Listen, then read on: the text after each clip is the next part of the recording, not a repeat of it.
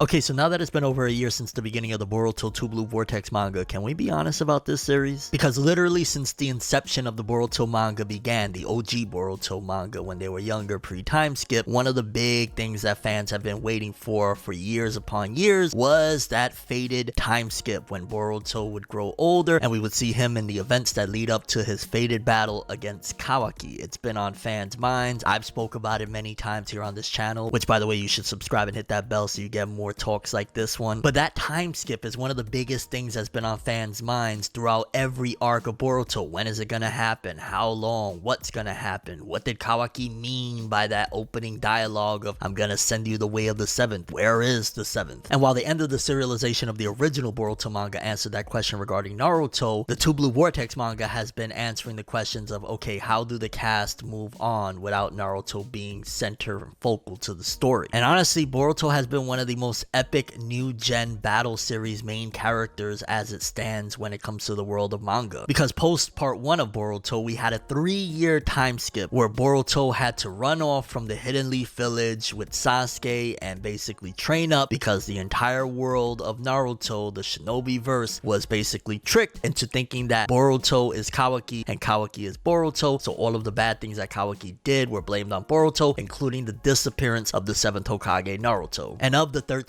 chapters that have been released thus far as of the recording of this video, we've definitely seen that throughout those 3 years, Boruto was no slouch and was going through an immense amount of training, whether it be via with Sasuke, whether it be going up against Code and his 10-tailed beast, or even some of the newfound information regarding the stuff that he was doing with Kashin Koji. Well, if you read the chapter, then you know he kind of jumped ahead of himself with some of the abilities he learned. Because coming back from the time skip, one of the things off the gate that Boruto showcases is the ability to use this new Rasengan, the Uzuhiko Rasengan, which essentially is like a newfound vertigo-inducing technique, utilizing the force of the rotation of the planet. Basically, this ability is kind of hacks, and honestly, Boruto came back into the 2 Blue Vortex manga pretty much damn near an entirely different character. Outside of the fact that, yes, he still looks like Boruto, just slightly older, his character has changed immensely from that knuckleheaded kid that was always wanting his father to be around to more so, well, kind of like a miniature Sasuke. And I think that's one of the stronger qualities of Boruto since the 2 Blue Vortex manga has begun, is the fact that he embodies a lot of those traits that his master ultimately showcased. And well, Naruto fans love Sasuke, let's stop playing around, you know he was epic. So to see Boruto embody all of what Sasuke once was, including having these new strong techniques and just in general being a kind of boss, it's been epic to see. Because after the 3-year time skip during a confrontation with Code and the Hidden Leaf Village, Boruto eventually inevitably returns to the Hidden Leaf Village and slowly one by one starts waking people up from the basically mind swap, the omnipotence that Ada's ability induced, basically telling them, yo dog, I'm actually Boruto Uzumaki, not Kawaki, not Boruto Utsuki. Yeah, I'm the Hokage's son, and yeah, my father's not really dead, you know? Admittedly, the Boruto 2 Blue Vortex manga has definitely downplayed and ultimately sidelined several characters though, in order to showcase what the new gen is capable of and give Boruto a shot at basically saving the world, because Naruto and Hinata are still frozen in time in that vortex portal that Kawaki placed them in, and essentially they're of no use. And while granted Hinata probably wouldn't be on the front lines of the battlefield, ultimately removing Naruto from the story, it was definitely a massive shocking factor. I mean, we knew that Naruto at some given point was going to be put somewhere by Kawaki, but when it actually happened and to see everything that transpired following those events, it was a bombshell. And I'm sure some fans didn't appreciate the fact that not only Naruto was just quote-unquote nerfed by losing Kurama, the Nine-Tails chakra within him, but then on top of that you remove him from the story entirely. It definitely benefits Boruto, benefits Boruto's whole story, this universe of whatnot, of what Boruto is trying to accomplish and carve out his own name. But yeah, it didn't help that, of course, Kishimoto in classic style of what he's always done, whether it be in the OG Naruto, whether it be Shippuden, of something happens to Naruto, immediately something's gonna happen to Sasuke. Naruto obtains a power-up, Sasuke obtains a power-up. Naruto gets removed from the story and nerfed, and well, kind of happened with Sasuke, you know, what happened with Boroshiki taking the eye, and then we find out in Boruto 2 Blue Vortex that not only Naruto was removed from the story, but Sasuke was as well. Because following the events of Code's showing up in the Hidden Leaf and Boruto's confrontation and just showcasing yet again how much of a monster he's become. Because we really got to take into account, no matter what you want to say, how he got the power, he has the power. And ultimately, if Code was said to be stronger than Naruto and Sasuke without his limiters, and Boruto is showing up and essentially making fodder of Code, what does that say about Boruto? He might be the strongest shinobi alive at this particular point. You could argue whether or not he has the experience, the wisdom, and the leadership to take the role of somebody like Hokage, but Boruto's really highly up there after the time skip, which is also stark contrast to his father. Let's be real, Naruto, after part 1, he still had a lot of training to go and ultimately was very immature even towards the end of Naruto. If you saw the anime stuff, Kakashi and them addressed like, Naruto, you're really strong, but you're, you know, personality wise and stuff like that, you still got a ways to go. Boruto is kind of like, he's been through so much and doing it basically nearly alone, minus maybe having a sensei at his side at times. Boruto went through it. And by no means am I trying to say that Boruto is the better character than Naruto was in Shippuden by any stretch of the imagination. I'm saying that potentially you could throw the argument Boruto went through a lot worse than Naruto did during the time skip. Naruto went with Jiraiya, and ultimately Jiraiya made sure to kind of nurture and make sure that he stays that innocent kid that he was, while Boruto hasn't even really cracked a smile into Blue Vortex, which says volumes of the stuff that he's been through. But going back to it, the fact that his sensei was removed from the series, you know, the whole mirroring of Naruto and Sasuke. Sasuke, we find out, is stuck in a tree thanks to Code's 10-tailed clones, and